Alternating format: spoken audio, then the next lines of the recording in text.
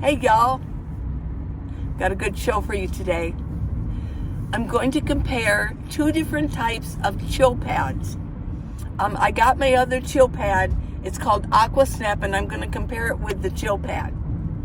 I'm also going to answer some questions. I got such a big response from the last video that you put together some questions you wanted to ask me. And I got so many, I'll handle two, and then on the next videos, I'll deal with some more of them. Thank you so much. And continue doing it. I'll answer your questions. Also want to talk about what a nomad is and what the characteristics of a nomad are. Do you have the potential to be a nomad if you're not yet? And what skill sets are really good to have while you're out here? It can make the nomad life so much easier. You don't have to have them, but if you do, yay. I'm also going to give you an update on a couple of other gadgets that I've gotten recently, and I'll show what those are, and I'll give you a little tip on mosquitoes, how to keep them away. The first time I boondocked is during the first RTR that I went to, and I was letting my daughter know, day by day, like what it was like out here. And she goes, "Mom, it's like you've become teenagers." And she said it in a good way. It's almost as if you guys have gone back to being teenagers. You meet somebody and go, ooh, let's park together. Let's hang out together. Let's exchange phone numbers. It is kind of funny, and I have noticed that. One thing that I did notice this year in Courtside boondocking, I had my friends close to me, but there were days when the wind was so fierce we all had to go inside our rigs. We were texting each other. "How you doing? What are you doing right now?" "Well, I'm doing..." I'm serious. And I thought, yes, that is so true. It's like we're teenagers again. It's a fun life. I know a lot of you are still in your house and you're watching nomad channels, especially mine, and you're thinking about doing this lifestyle. Well, it's a lot of fun. Come be a teenager with us. Yes, it is like being younger again. I think it makes you young. It makes us younger, and there's more of a community out here. When you're in a house, there's not much of a community. I imagine there are some neighborhoods that might be more of a community, but they can be few and far between. A lot of people don't even know their neighbors anymore. So what are the characteristics of a nomad? I've thought about this. I've looked it up. I've done some research. In my opinion, the number one characteristic of a nomad is independence. We are fiercely independent. Sometimes it's hard to bring nomads together if you're not boondocking and then you want to follow each other. Like, well, where are you going to go now? What state are you going to go to? It's so hard to get everybody together. If you like to be alone a lot of the time, you just might be a nomad. Yeah. Yeah, that Jeff Foxworthy, you just might be. If you're independent, you just might be ready to be a nomad. Are you frugal? Well, I'm very frugal. I fit right in. I was frugal when I lived in a house, and now that I'm a nomad, yeah, I'm frugal.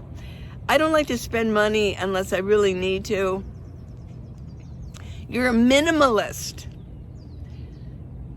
You have to be if you're a nomad living in a small rig, especially a minivan or an SUV or even a high-top converted commercial van.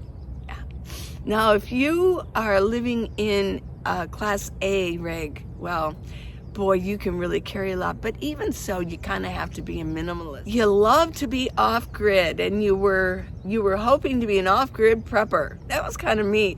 I was a prepper when I lived in my house. I had to get rid of a lot of things that I was storing away for, the shit hit the fan kind of scenario. But I do like living off-grid, and I am off-grid. A lot of us say that we're off-grid, but that's not entirely the truth, totally. We still need gasoline, and that takes electricity.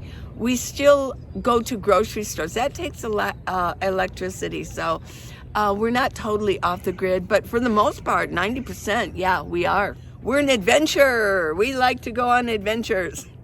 Are you an adventurer? You just might be a nomad. You ready to start a new life? Maybe you're a new college graduate. Or maybe you're a college student. Actually, I told a story once way back on one of my videos, and I remember reading about him. He was a U of A college student, and this is before I even knew about the nomad life. He bought himself a commercial van. He rented a prime college parking spot. They're not cheap. No, but he bought one. Every semester he would renew it.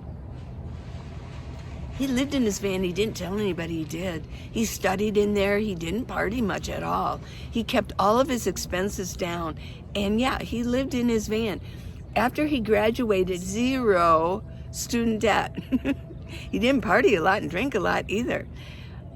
He got done within 4 years because he really didn't party and had time to study. He could take a heavier workload.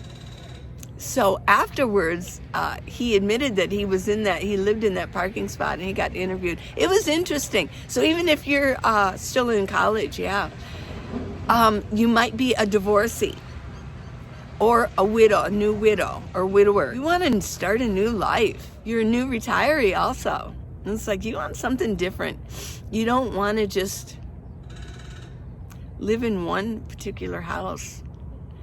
You want to go travel. You want to see things. You want to go see the parks, the national parks. You want to go meet people. It's a good way to meet people out here. I've met more people out as a nomad than I would have just stuck them inside of my house. There are characteristics of a nomad. You might be running from authorities. You know, I've mentioned that before. Won't go into it. You can figure that one out.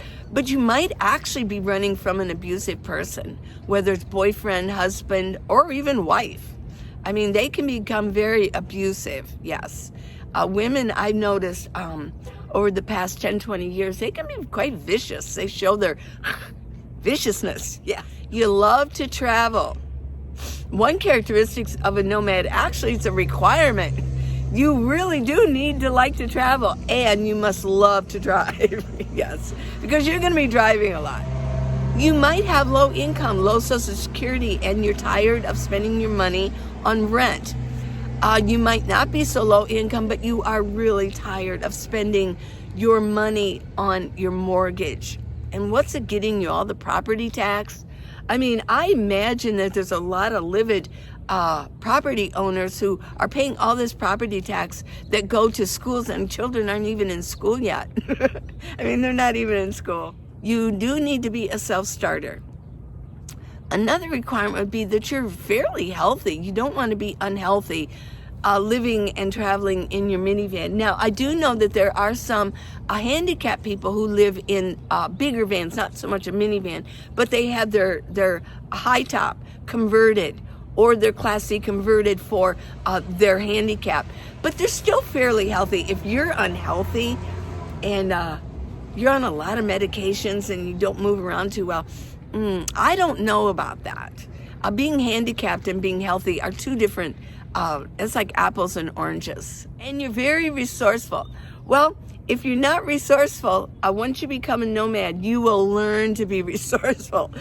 I believe, I have this, my own theory, that once you become a nomad, you actually increase your IQ greatly. Because you have to figure things out, where things go, how to bungee things, how to adapt certain objects to fit or you be more useful. So yeah, resourcefulness. It's useful to have a set of skills, a skill set. As a nomad, it's going to make your life that much easier, and it's going to make the lives of those around you easier if you boondock with them.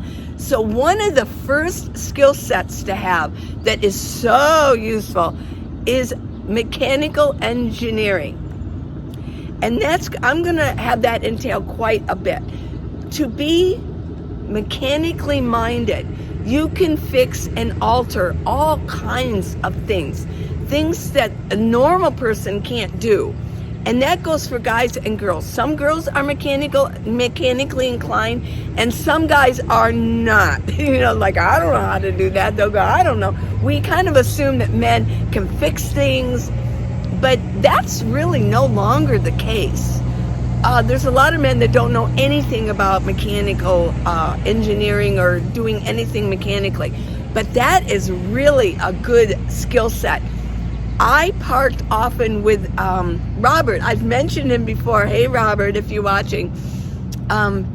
He was a mechanical engineer. He could fix anything. He could figure out anything mechanically, and that goes with bungees or putting something together, or how to make this work, putting this with this item might be something that should be listed more in the characterization of a nomad. But I think this is a skill, and it's organizational knowledge.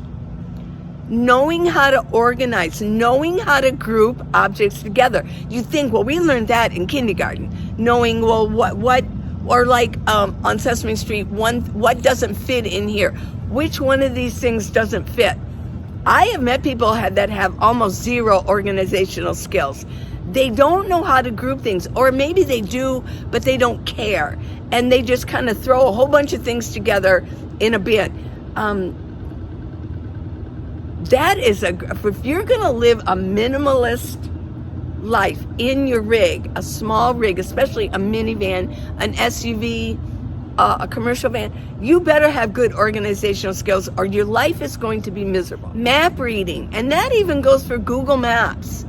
The skill of reading a map. Another great skill set is solar knowledge, solar experience, knowing how to put solar together. To support yourself, if you do, and you have this knowledge, you can charge other nomads and teaching them or doing it for them, putting solar up on their roof or inside the rig. That is a really great skill set to have. Having craft and carpentry. Oh my gosh, yes. If you know how to build things, if you know how to put things together and do build outs for people or improve their build outs, that is a great skill to have. And even if you don't want to do it for other people, you can do it for yourself. Automobile technical knowledge. OMG, yeah. If you can fix your own vehicle, and you have even limited knowledge, but you know how to do these things for your vehicle, or you can check out another nomad's vehicle to say, hey, I'm having trouble with this. I got my engine light on.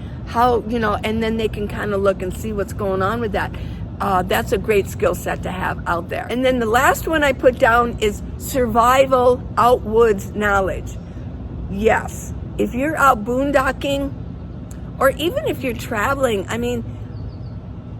if you got stuck somewhere, to have that knowledge of survival while you're a nomad, perfect. Here's a tip. Somebody did ask me about mosquitoes. What can they do to keep mosquitoes away? Because a lot of times we're out boondocking, or we're in the park if we're in the city. Well, I just found out recently that Avon Skin So Soft will keep mosquitoes away. And I looked on Amazon and they sell it. The original Skin So Soft. I got my chill pad. I showed it to you last video, but I also got my Aqua Snap. Aqua Snap. It's like a chill pad. So I'm going to do a little comparison here. It says here, how to start. Pull out of packet and get it wet. Okay, pull it out. Wring it out and then begin using it. Now, how to finish. Roll up with snap buttons on the outside. And snap the buttons together to bag loop or any desired location. The bag loop. Oh, there must be a bag in here, so we'll see. I love this. I wrote yesterday, and I was on my laptop, and I laid it across on my legs. It was perfect. I wet it. And then last night, it was warm in here last night sleeping. I had a sheet handy and I didn't even pull the sheet over me, even just a very thin sheet, some microfiber sheet, until probably it was around like 2 in the morning.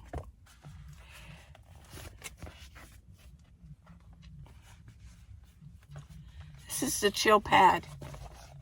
Now when it dries, it's funny. It feels funny. It's like a hard plastic. It's yeah. Okay, so we'll do a comparison on this.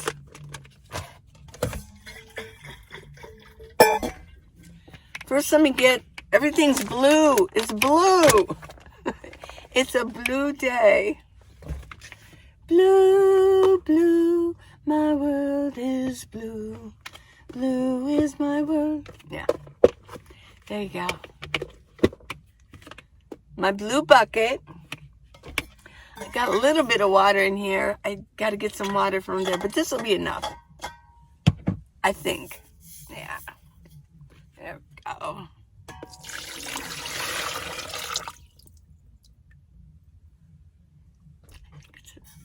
I got my Chill Pal on. It's not wet.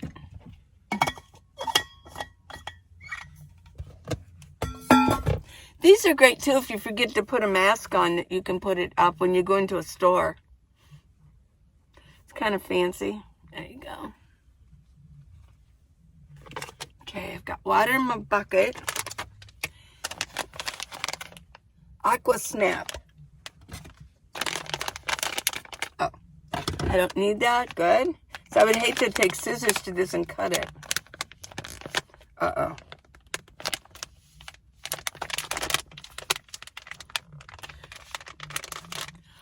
You need to be super strong for this one. There you go. Here we go.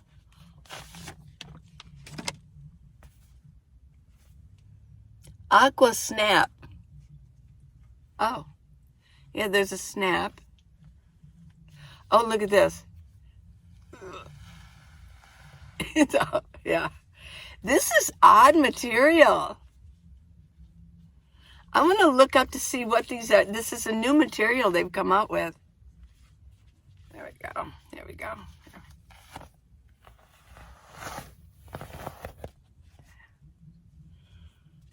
One more. Yeah. Boy, it's really stuck together.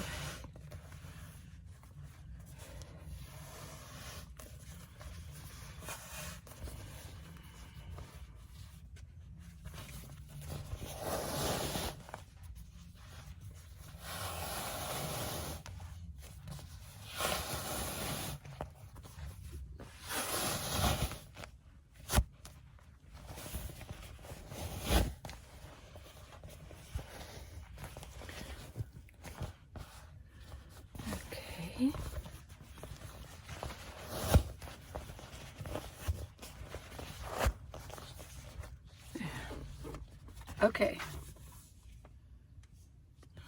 So there's a snap on each corner.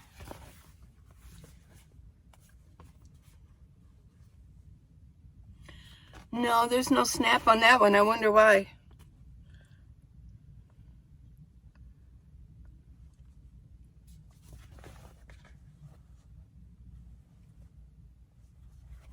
Did they forget the snap? I have no idea. I wonder why there's no snap on this one. Okay, so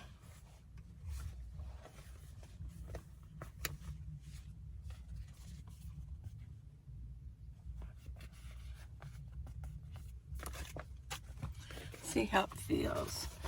Thickness wise, this one's a little bit thicker. I think this one is probably, I like the color. This is aqua.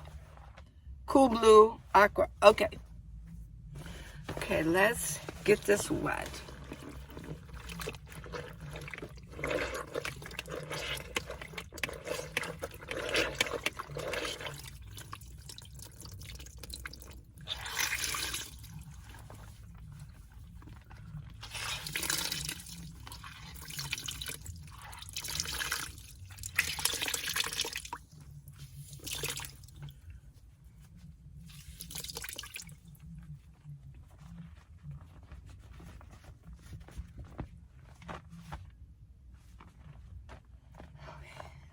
It's wet. How's it feel?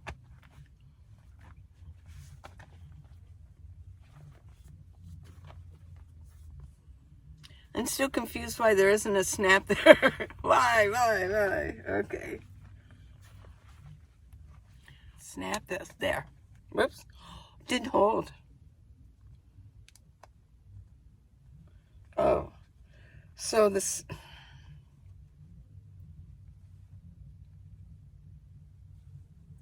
Okay. It'd be nice if it had another snap on there. Maybe I won't be able to recommend it. Let me see. See if the snaps even hold. Okay. Okay, there. Looks like a collar. Yeah. Ooh. Yeah. What you could do probably is fold it over. Yeah. Maybe they want you to, maybe it was supposed to be left. Fold it over.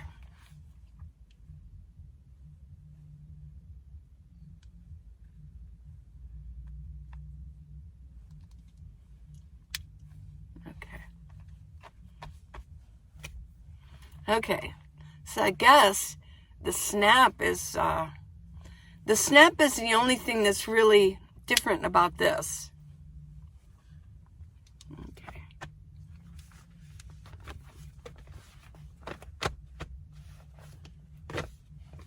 Okay, now I'm going to wet this one and do a little compare. Okay, this is a Chill Pal.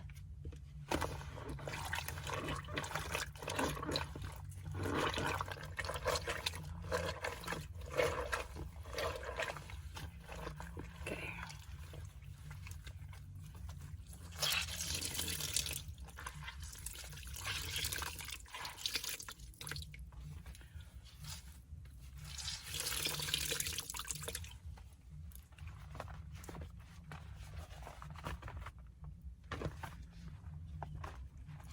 It's wet.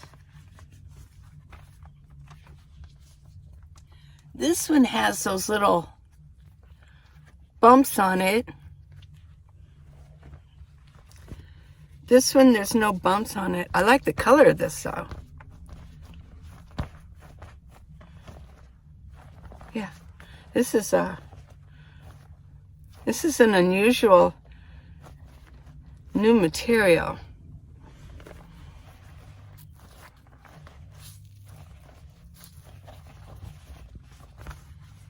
Bumps.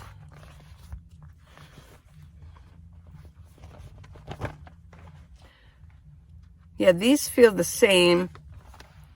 Yeah, just got that. So, let me put this over here.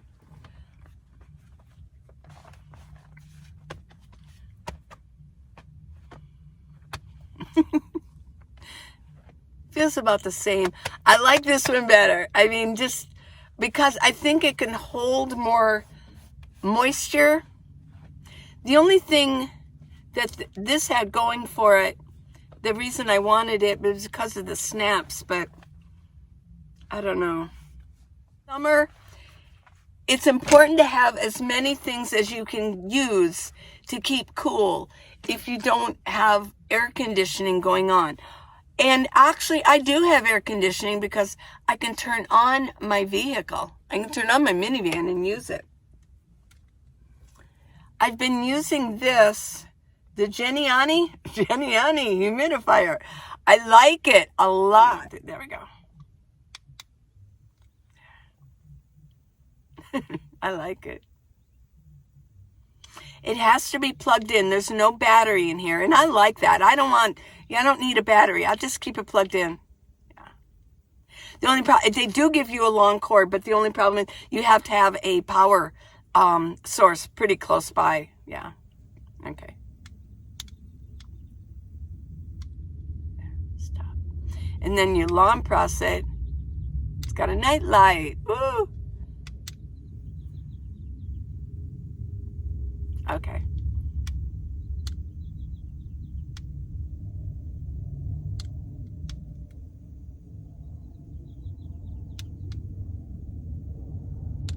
There we go. Okay.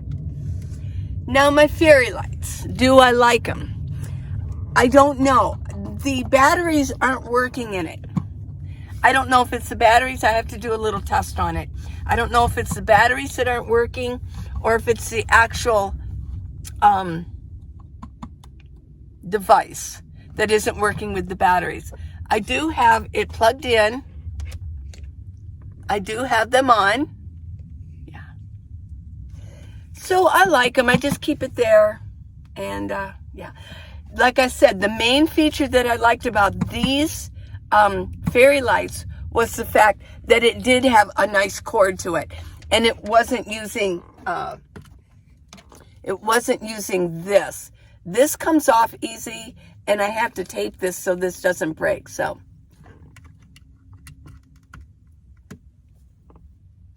there you go. Okay. On my last video, I encouraged everyone to make a list of questions, and I'll do a shout out for you. Well, a lot of you did, so I'm going to, over the course of the next few videos, I'm going to answer your questions and give you a shout out. I'll do 2 today. And so if you still want to do it, I mean, go ahead and do it on this, on comments on this video also, and I'll keep it, and I will eventually do it. Yes, I will answer your questions. I will give you a shout out. So the first one is for RV Lucky. Hey, RV Lucky, you comment a lot. Thank you.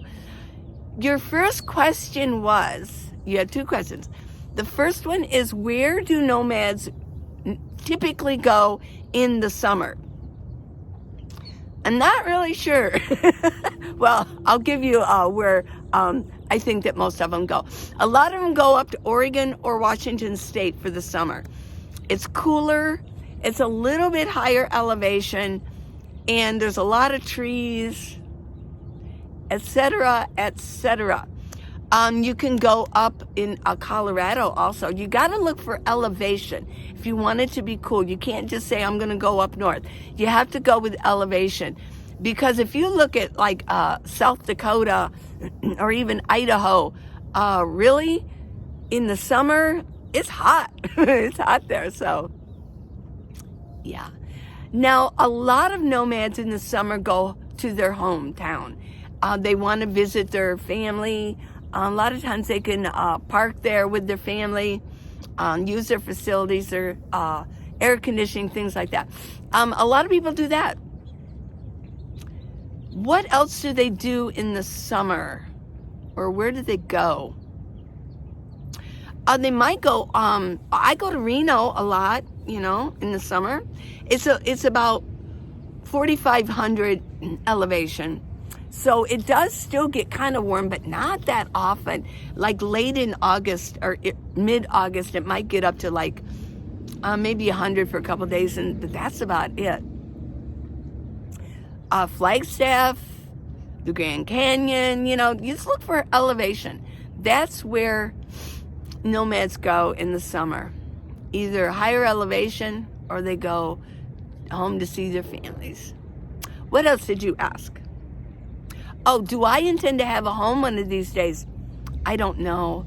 I mean, probably eventually at some point. I don't know, you know. I really don't know. I plan on living a very long time. Yes. I mean, unless, you know, the world ends or something, you know.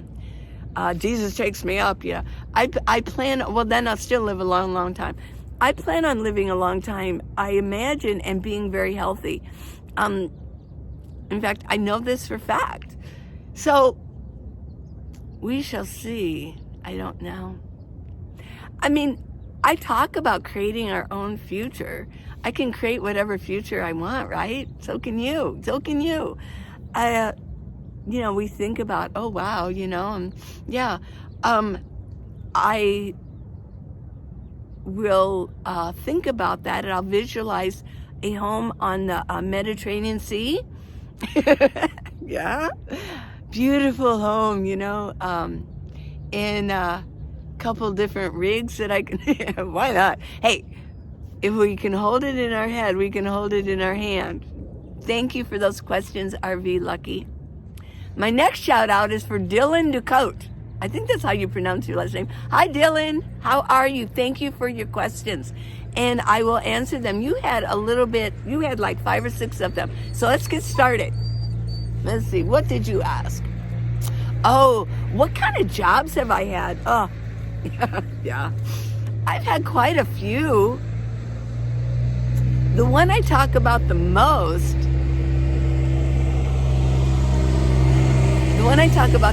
is when I worked for an architect. I was a project manager, and I learned a lot of good skill sets.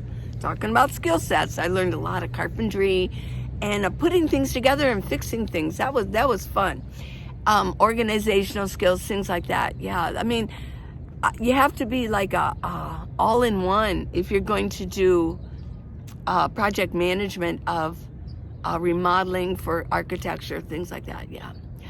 Another job I will mention, this was way back. This was after I returned from living in Germany.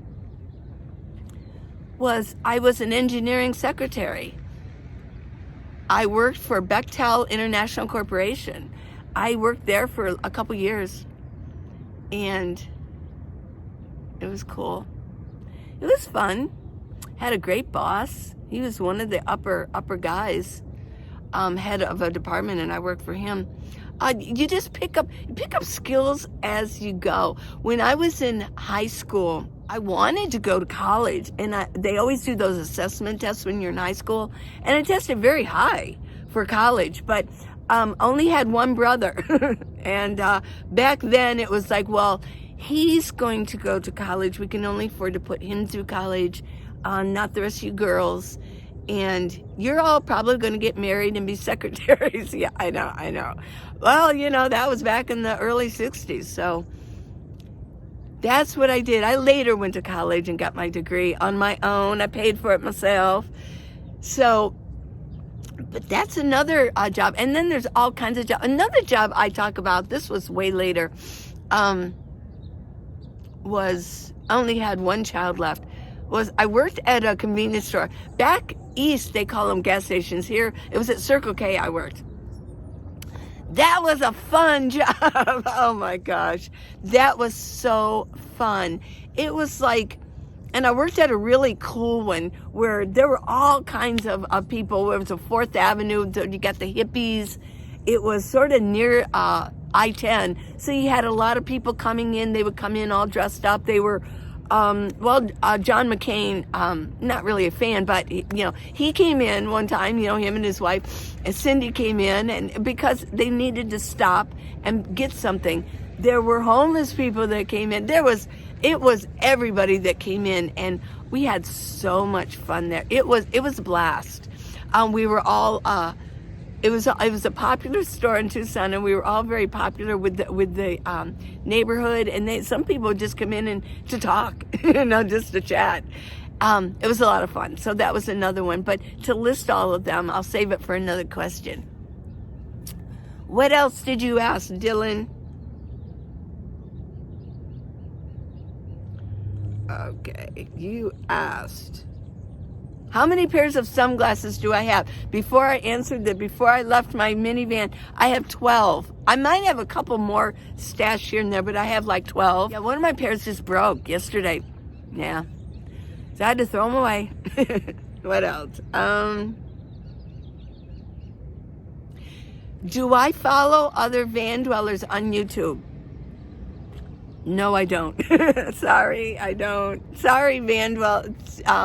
You nomad YouTubers, I really don't. I like to be original. I just like to do my thing, and honestly, I don't really have the time. Will I always have a minivan? I don't know. Probably, yeah. I probably will. I like the stealthiness of it.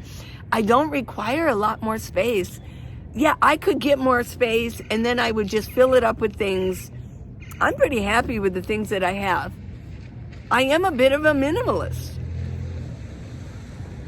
Oh, you asked me. Now, I like this question. What kind of music do I like? I say it all the time. I love music. I love it. Well, probably my favorite music is the new electronic music. so many people are creating really good electronic music. A lot of it I use on my videos. I mean, don't like it all. You know, I like it to be, I like a good beat so I can dance to it. Yeah, I like to dance, you know, like on an American Bandstand. You know, I give it a 10 for ability to dance to it. I do like fast-paced music with a good beat. It's got to have a good beat. I know. But I wanted to mention to you that I have a playlist that is public.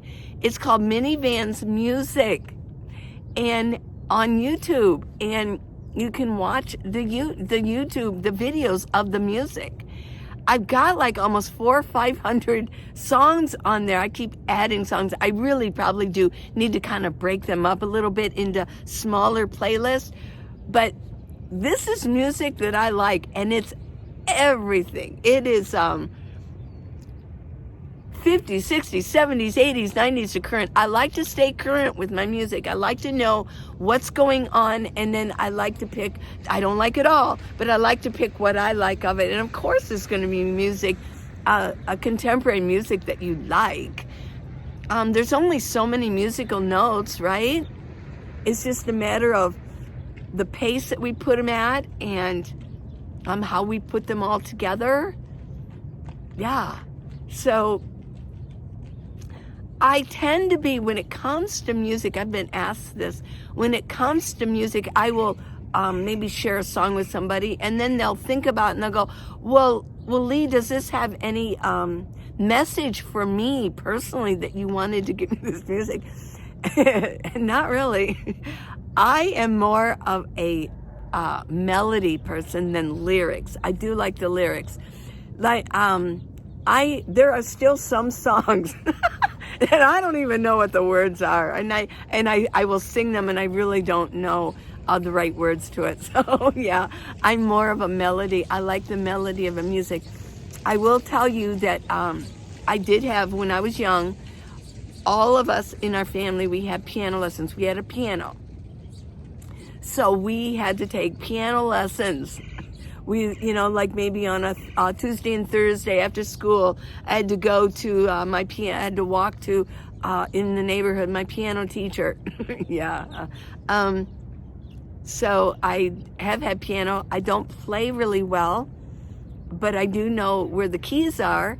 And they say that if you've had piano lessons in your life as a youngster, it really does increase. One thing it does increase is your, I don't know why, but the studies indicate that increases your math ability.